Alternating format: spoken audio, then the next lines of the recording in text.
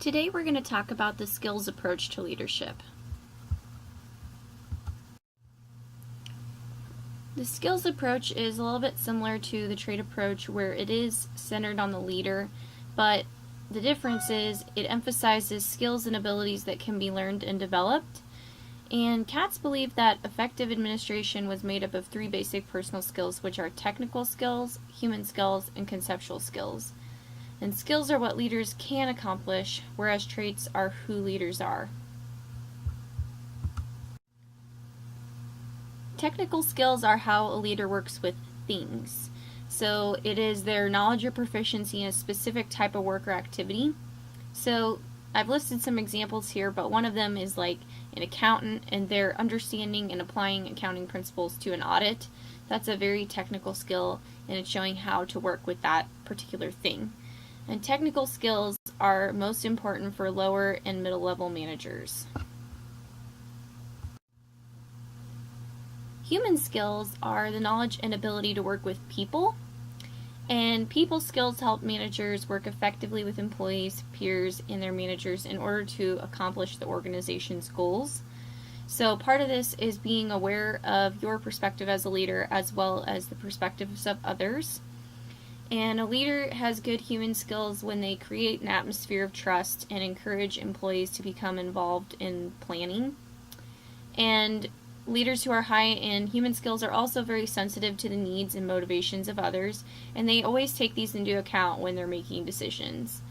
Human skills are very important for every level of management, whether it's lower, middle, or higher level managers.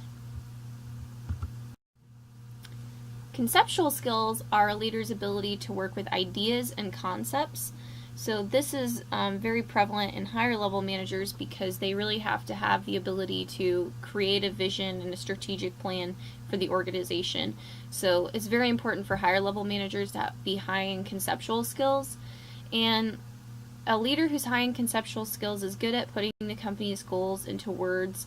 They're comfortable about talking about ideas that shape an organization. They understand and express the economic principles that affect the company. And they work easily with abstract concepts. So here's an illustration of what I was talking about when going over each skill. In supervisory, which is typically like your first line managers, it's very important for them to be high in technical skills so that they know how to do the job and can train people on how to do the job. And they still have to be high in human skills, but they don't need to necessarily be as high in conceptual skills. Well, middle managers, it's important for them to be high in all three because they're working with the top managers and the supervisory managers, and so they have to understand all of those skills and be able to utilize them to work with both levels of management that are above and below them. And top level managers, as I was saying before, conceptual skills are very important for them to be high in because, again, they're creating the vision for the company and they're driving the results, and it's really important for them to understand their business. And so human skills are also important as well because if they're going to be influencing people or inspiring people to follow them, they really need to be good with human skills. But they don't necessarily need to be as good in technical skills. So they might be a top level manager, they might be like a CEO or a vice president, and because they're a top level manager, they don't need to necessarily know how to process payroll or how to do an accounting audit, because it's not really important for them to have those technical skills. It's good to have a little bit of an idea of what people do, but ultimately they're not doing the job or training people on how to do the job, so it's not as important for them to be high in technical skills.